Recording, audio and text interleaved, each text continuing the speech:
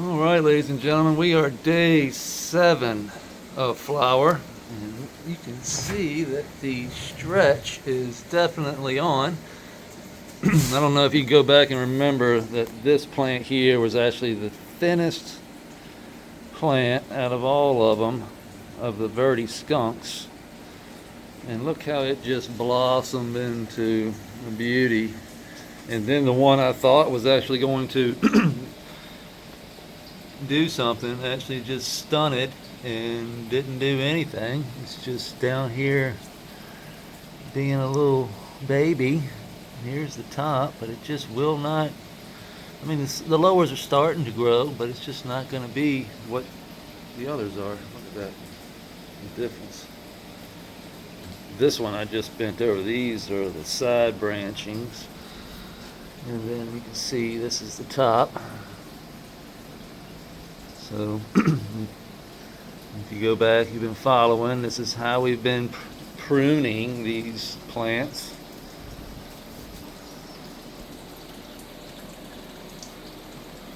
See, here's the top, and the side branches have come on up. This is the Verde skunk. This is the Verde skunk, and those 302 over there are Verde skunks. We're not going to count that one. Probably end up cutting that one out just because it's going to take up space and going to get overshadowed by the other two.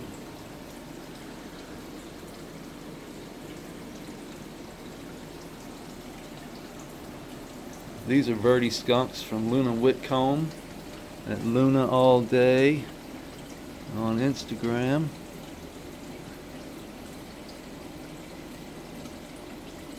These are the OK Calyxes, grape gushers times peach pistils. We're not seeing any pistils yet. You know, it's only day 7, so it's only been a week since we flipped the light cycle. Take a couple of these fingers here. Open up this.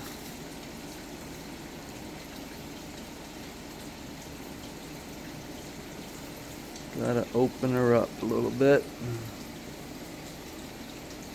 Just taking a few fingers. Spread them out a little bit.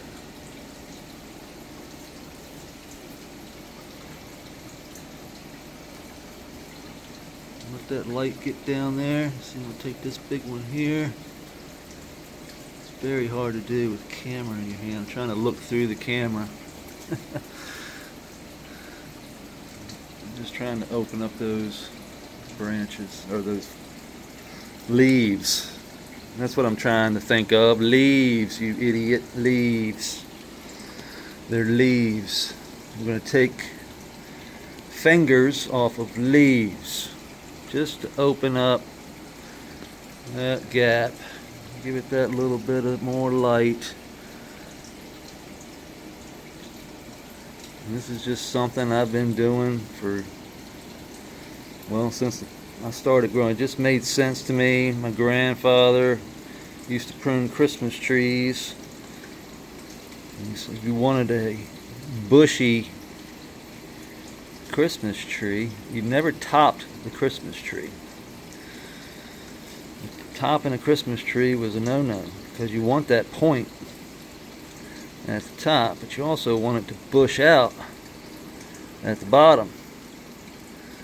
And when you do this, you can actually get a nice short Christmas tree and have it nice and fat and round at the base, nice and pointy at the top. And this comes from pruning techniques, from and the way they trim them. Man, that smells good. That damn peach pistil, that Great Gusher time peach pistils here with OK Calyx is no joke. It's been smelly the whole time I've been plucking it.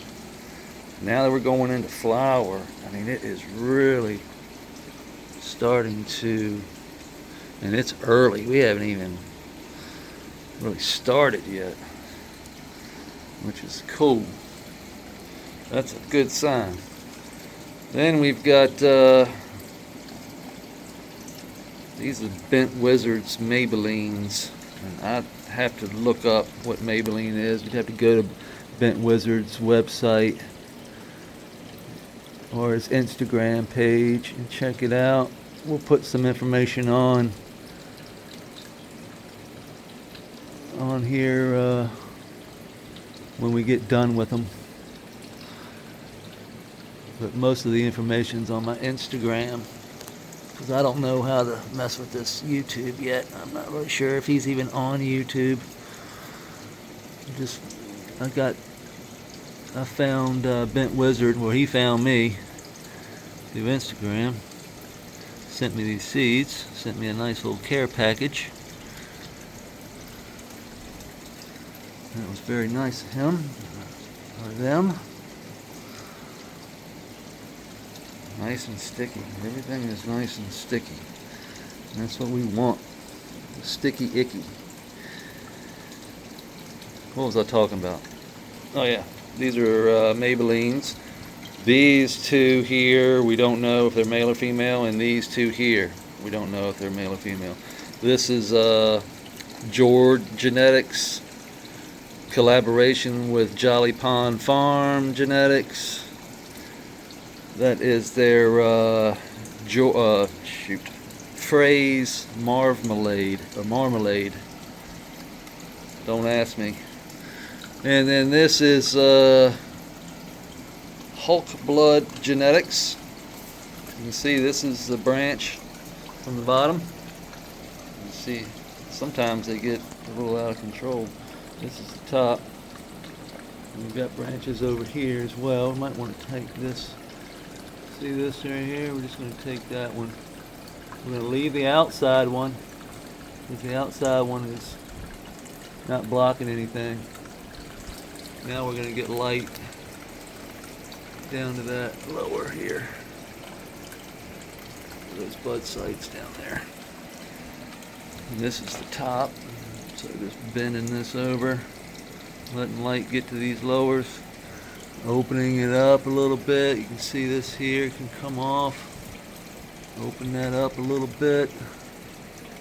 Take a couple fingers off here.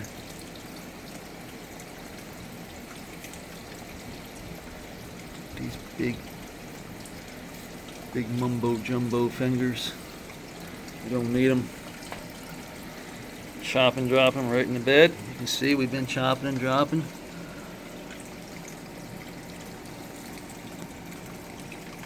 It's like a staircase. Right on that. You can see how I've thinned all the way up. Maximum airflow. Maximum light to the uppers. Most of the time we get rid of all. You can't really see, and it's so hard for me to do this. See this leaf down here? We've got multiple more leaves. This does not need to be here. We just pop it off. Chop and drop.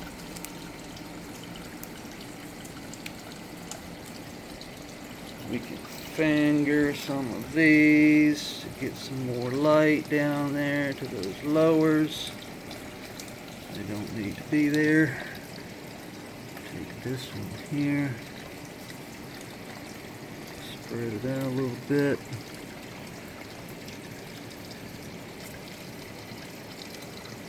We have maximum solar panels. We're also letting light down into the base of the plant where we can get those lowers to come on up. Come on up. We don't need a scrog net. We can do this by simply pruning.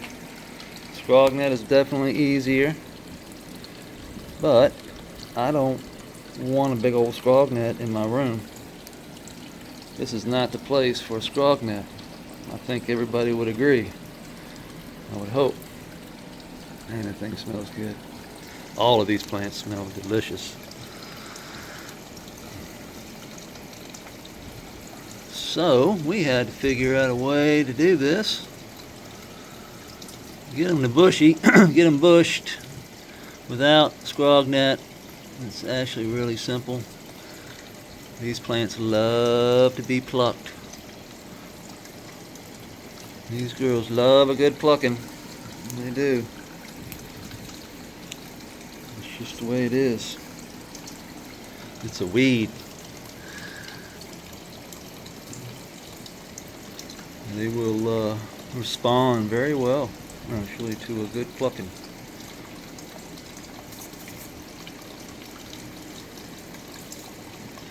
It's like that little bit of stress.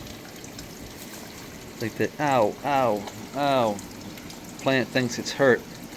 It's going to send those secondary metabolites on up to the where it's going to heal. And I do think that that's probably one of the one thing that the secondary metabolites help the plant do, and that's heal. So if you pluck and not just destroy, these things will respond in a way that's pretty cool. They actually grow faster the more you pluck them. That's just my opinion. You have to be strategic. You have to do it a little at a time. You can't do a lot. It has to be done over time. Like each day, like what I've just done is all I'll do, and then I'll come back tomorrow. You won't even be able to tell what I did today, tomorrow. It'll just be grown that much. So this, see this one here? This doesn't need to be there, because we have two up here blocking this. So this was getting no light. There's no reason for it to be there. We give it that nice little pluck. It's probably like thank you. It's getting air. It's like getting a hair off of your ear, or plucking a hair off of your nose. It's been itching you forever. It's like, thank you. I appreciate that. Because it can't do it itself. So we gotta help it.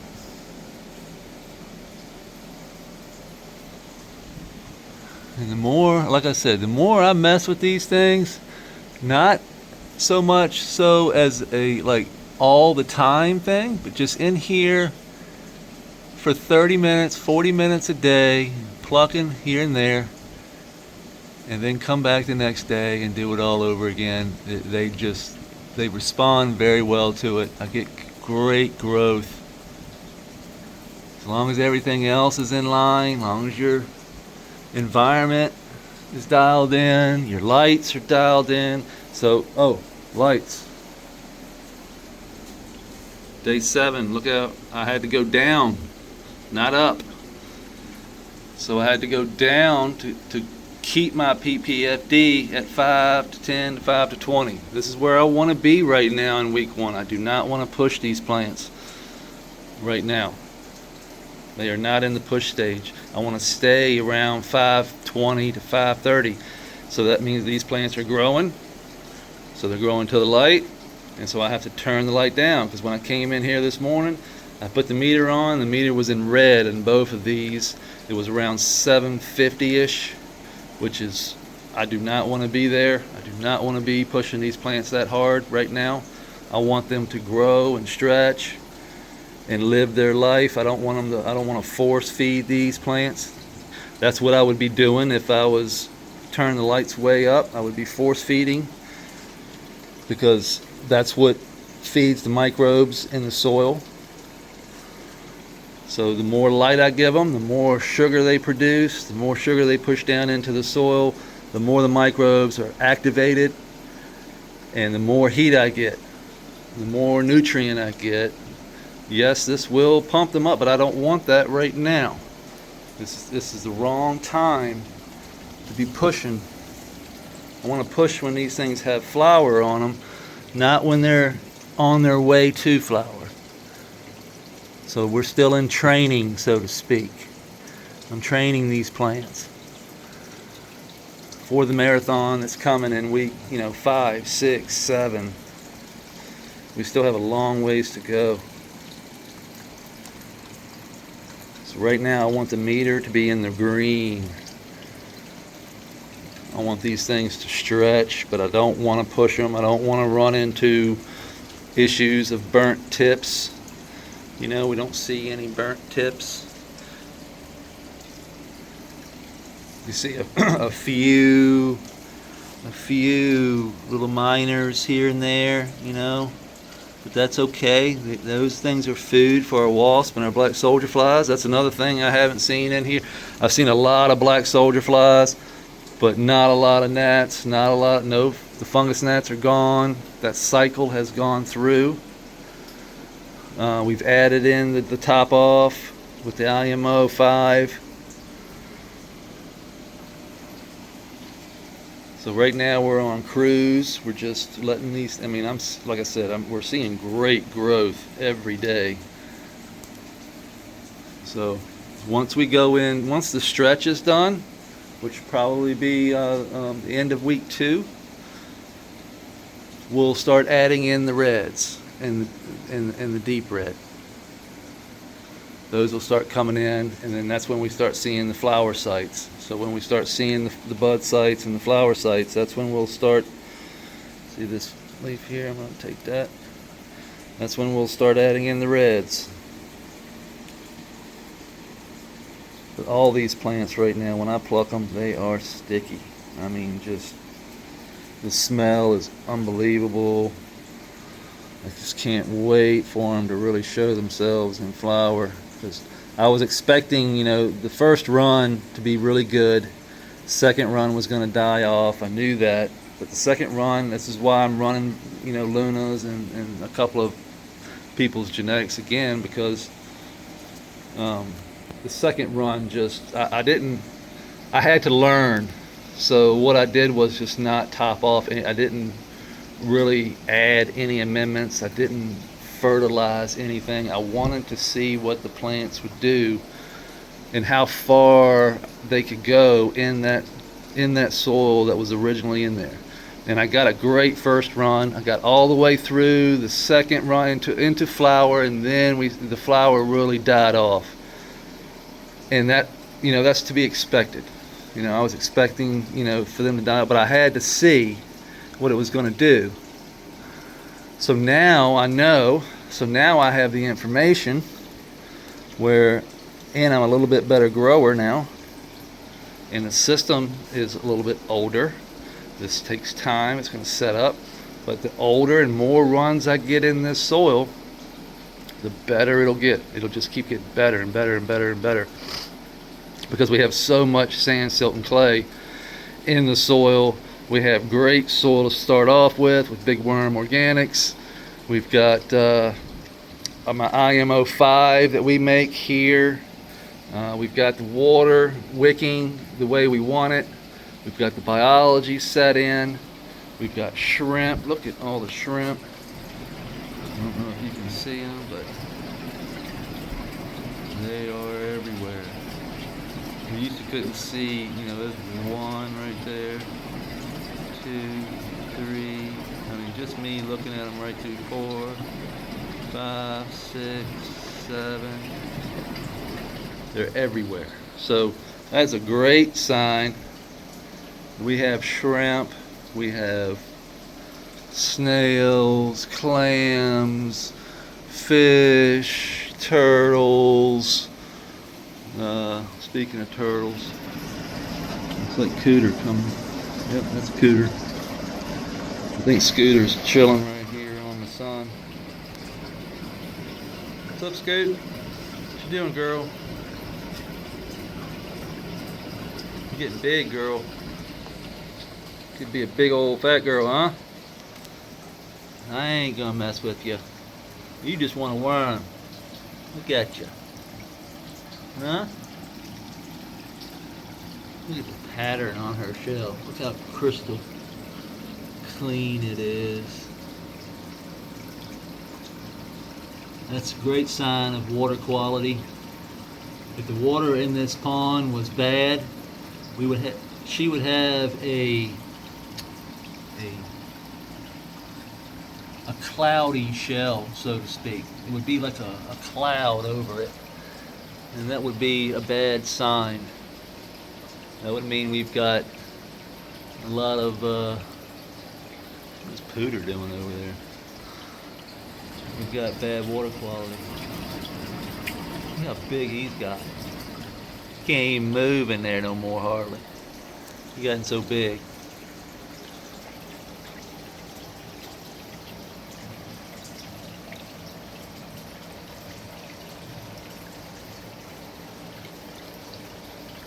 See my shiner. You can see the guppy. Those are that shiner down at the bottom. That's the original fish. The first fish I put in. And then we've got the mollies. Those are the yellow and blacks. Those are algae eaters. Those are regulators. We call them the regulators. I think there's 6 of them in there.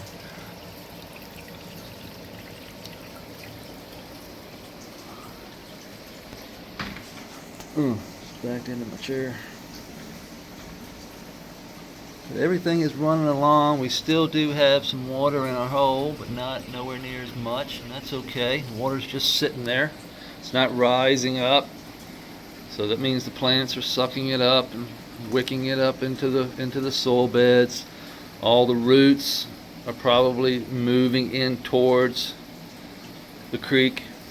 See, so the idea here is that sand and silt, you can see how far away it is. That's my hand. The water's way down here and the hill climbs way up. That water, the sand and silt wicks that water up. You can see that the worms eat it. There's worm castings right there. So the worms are digging it up from the bottom up. And eventually all of this will be worm castings that we can then go put in our tea brewer and brew it up and then water it into our soil bed. But all this water is wicking up and over into the soil bed. The soil wicks that water up as well. Roots grow to the edge of the creek where the water is, and voila, we have a constant source of water, of nutrient-rich water, and lots of life. So we're basically just bridging the gap between the terrestrial and the aquatic biology, and that gap is right along the edge of the creek. That's where everything meets. See the worm castings? They just pile up. Those are all, look how aggregated it is. And what I mean by that, they're like little poo balls. It means air can get down in there. Microbes, tons and tons of microbes in that little bit right there. Just this right here. It's probably more life in that right there than all the human beings on the planet. Right there. And that's hard to imagine, but it's true. Because we're dealing with microbiology here, and that's what most of life is on this planet. We can't see most of it. Which I think is pretty interesting, which is why I don't even try and I want to know the basics. I'm gonna let nature do its thing. I'm gonna set it up. I'm gonna set the foundation up properly, and then let Mother Nature take its course. I'm not gonna touch it, other than cleaning the creek, making sure that things run smoothly, making sure that the waters run. I mean, our basic maintenance, trimming the grass, making sure things. I mean, this is a hobby, but it's a hobby that I'm letting Mother Nature take its course. I just have to steward it. Make sure things don't get out of hand. Make sure things stay pretty.